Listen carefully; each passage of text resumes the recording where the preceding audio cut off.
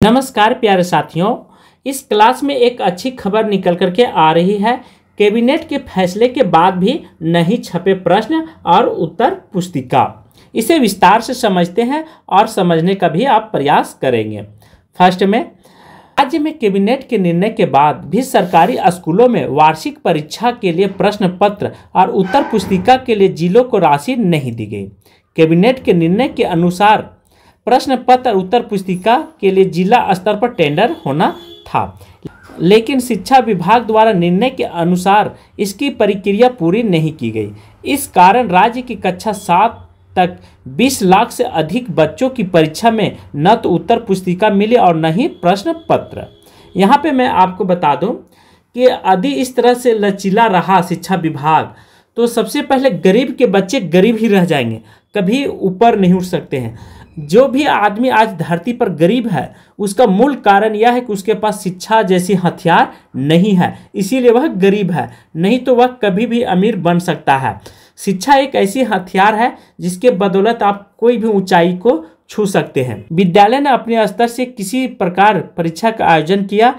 प्रश्न पत्र उत्तर पुस्तिका की छपाई को लेकर कैबिनेट के निर्णय के अनुरूप 16 मार्च 2024 को स्कूली शिक्षा एवं साक्षरता विभाग ने संकल्प जारी किया था।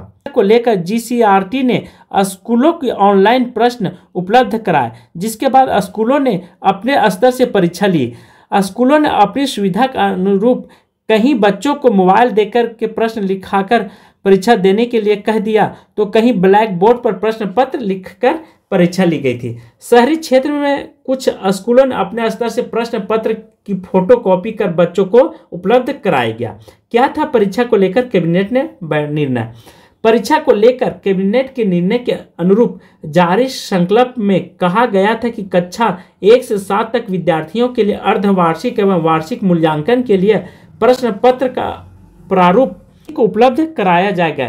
कक्षा 1 एवं 2 का प्रश्न पत्र एवं कक्षा 3 से 7 तक के लिए प्रश्न पत्र एवं उत्तर पुस्तिका का मुद्रण डीएसी द्वारा तय की जाती है। डीएसी जो होता है शिक्षा विभाग का मेन अधिकारी होता है, पूरे जिले का देख रेख करना, शिक्षा से रिलेटेड सारा निर्णय लेना डीएसी का काम होता है। वहां पे अधिकारी बैठे रहते हैं, वही सब देख रेख करते हैं। कैबिनेट के निर्णय के अनुरूप कक्षा 3 से 7 तक के विद्यार्थी के मूल्यांकन के लिए उत्तर पुस्तिका 8 पृष्ठ की होगी। इसके लिए प्राथमिक शिक्षा निर्देशालय द्वारा राशि जीसीईआरटी और जीएफसी को दी गई थी। इसके बाद आवश्यकता का आकलन जिला को राशि दी जानी थी, अर्थात जिला को राशि देनी जाए। अब यहाँ पे एक बहुत अच्छी खबर निकल करके आ रही है कि 7000 स्कूल एक शिक्षक के भरोसे कैसी हुई परीक्षा। यहाँ मैं बताते चलूँ कि झारखंड जेटेट की परीक्षा हो रही है, तो निश्चित है कि स्कूलों में अब शिक्षक की बहाली होना या करना सरकार की मजबूरी है। यदि नहीं करती है तो समझिए स्कूल जो है से बैठ जाएगी, अर्थात ताला लॉक हो जाएगा।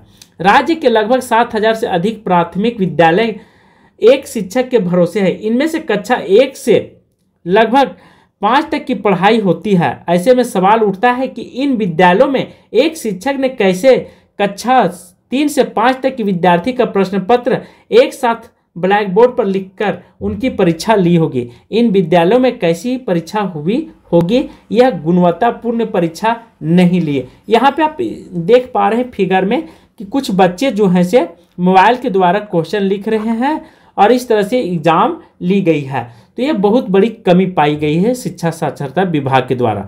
तो इसे दूर करना चाहिए सभी मंत्रियों को मिल करके, और सभी तरह से, और सभी डीएसी ऑफिस में जितने भी पदाधिकारी हैं उनको भी कर्तव्य बनता है कि इन प्रश्नों को इस तरह की समस्या दोबारा उत्पन्न न हो।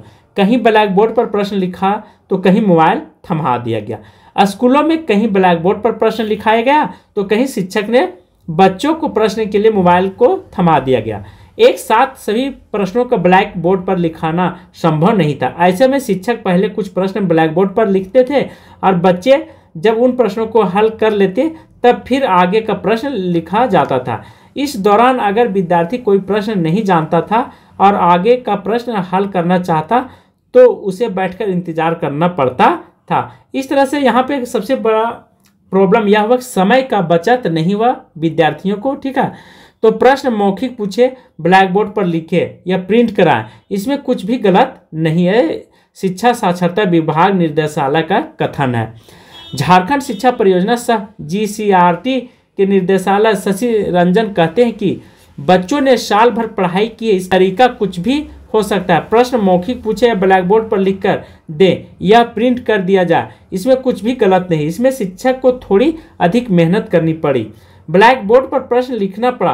परीक्षा कैसे होगी इसे लेकर दिशा निर्देश दिया गया था, इसके अनुरूप परीक्षा ली गई। इसमें कहीं कोई परेशानी नहीं हुई, कहीं से कोई शिकायत भी नहीं मिली। यह पूछने पर कि क्या जिला स्तर पर प्रश्न पत्र एवं उत्तर पुस्तिका के मुद्रण का निर्णय कैबिनेट ने लिया था, इसमें बदलाव की तैयारी थी, क्या उसे राज्य स्तर पर किया जाना था, इस पर निर्देशक ने कहा कि ऐसा कुछ नहीं था।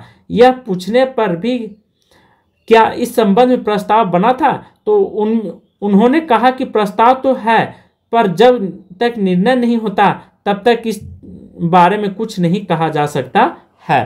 तो इस तरह के मामला हमेशा उठती रही है और झारखंड में तभी विकास होगा जब शिक्षा की बत्ती जलेगी, शिक्षा का प्रकाश फैलेगा, अन्यथा कभी नहीं विकास कर सकता है। गरीब के बच्चे गरीब ही रहेंगे और अधिकारी के बच्चे अधिकारी बनते रहेंगे। यदि मेरी बात से आप सभी लोग सहमत हैं तो एक लाइक, एक सब्सक्राइब और एक शेयर जरूर कीजिएगा। थैंक यू, धन्यवाद।